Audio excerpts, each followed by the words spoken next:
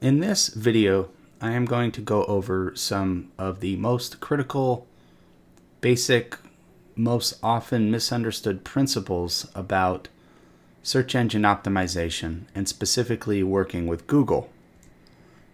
Being a dentist, you understand that there can be misinformation about a subject, a topic, and in the subject of digital marketing, in Google, and search engine optimization, there is a lot of misinformation out there.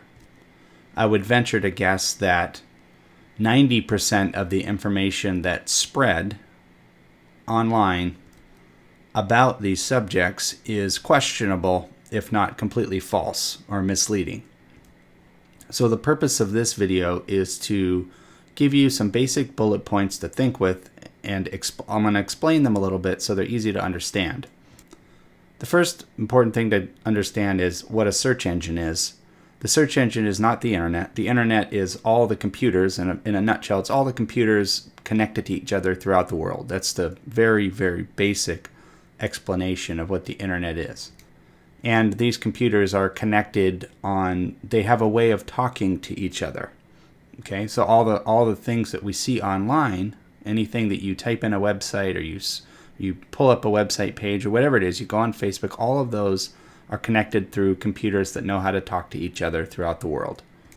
That's as far as I'm going to go on the explanation of that. But the purpose of my explanation of that is to understand the difference between a search engine like Google. Google has what's called an index, just like a book. At the back end of a book has an index. The index gives you some insight to what's inside the book. So in this analogy, again, you could think of Google as a giant book, and within the book there are pages. And if we think about it that way, it helps us understand the differences between the different search engine companies. For example, if you remember back in the late 90s, there was a search engine called Yahoo, which still exists in a way. There's also Google, which is a really well-known search engine. There's Bing, and there's others. Each of these have their own independent way of displaying website pages when somebody searches for them. And each of these search engines has rules that must be adhered to and followed in order to give the best possible results.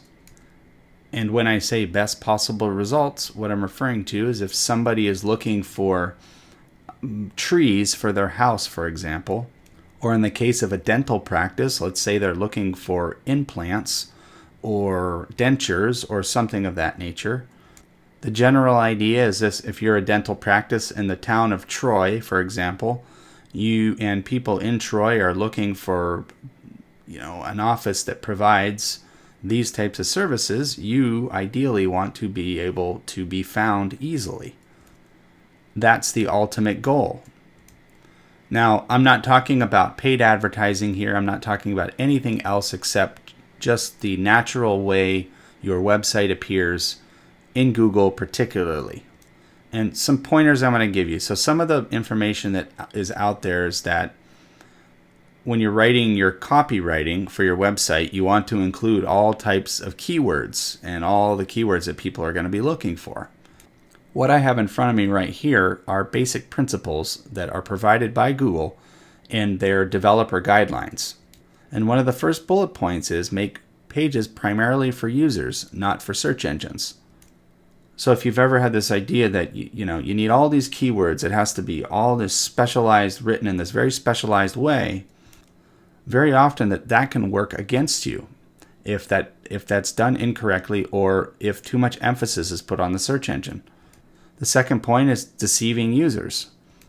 We've all experienced this dating back to the early days of having access to the internet, of seeing something, an ad or something, and clicking on it and being taken somewhere and saying, this isn't what I wanted. Oh, I can't believe this. I was tricked, or whatever. Also known as clickbait and other things like that. That leads to the next bullet point, which is avoid tricks, intended to improve search engine rankings. And then Google goes on to say, if you feel comfortable explaining it to a Google employee or someone else, basically what you did in order to get those results.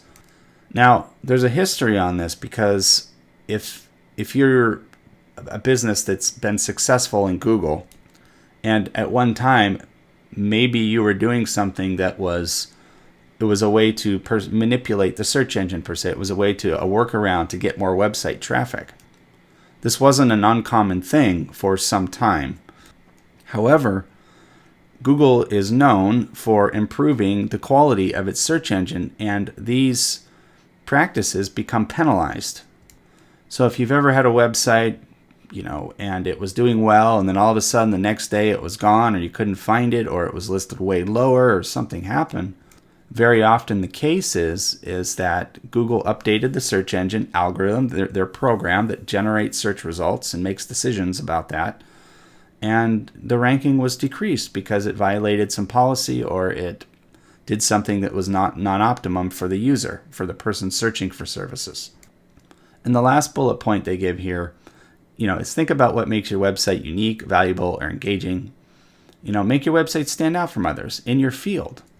We primarily work with dental practice owners, and we know the key elements that help a dental practice website be successful. In other words, getting public to interact with it and use it so that they're more inclined to reach out to you. Now, on the other side of that, every dental practice is different, and every location and town and city is different. So all of that needs to be taken into consideration when we talk about a website or building your online representation, how you represent yourself online. The main point of this video was just to understand that Google has very specific sets of rules and recommendations that are laid out for developers and SEOs like myself that we must abide by and follow in order to maximize the best results for our clients. And again, just like any other industry out there, misinformation can be spread. Things can be said that aren't true, can be misleading, cause confusion, and lead to all sorts of other problems down the road. My basic rule of thumb is the old saying, and I think my dad once said to me, generally speaking, you're not going to get anything that's worth a lot of money for free unless someone is being very generous and very courteous, like a donation. And obviously that really makes a lot of sense because it doesn't matter what industry I'm in. If I want to buy something that has value or I want something that's a quality product, generally speaking, I'm going to have to exchange for that, whether it be money or barter or whatever, but there has to be some equal value of exchange. So keep that in mind if you're out shopping, if you're getting bids and estimates, but look at all the details. Never just look at the price too. Look at all the details of what the actual deliverables are and what service you're requesting and what you're really trying to achieve to make sure that service fits the mold. So, all right, Jason here with Golden Dental Marketing. Again, these are Google basic principles for following guidelines for your website in Google's search engine.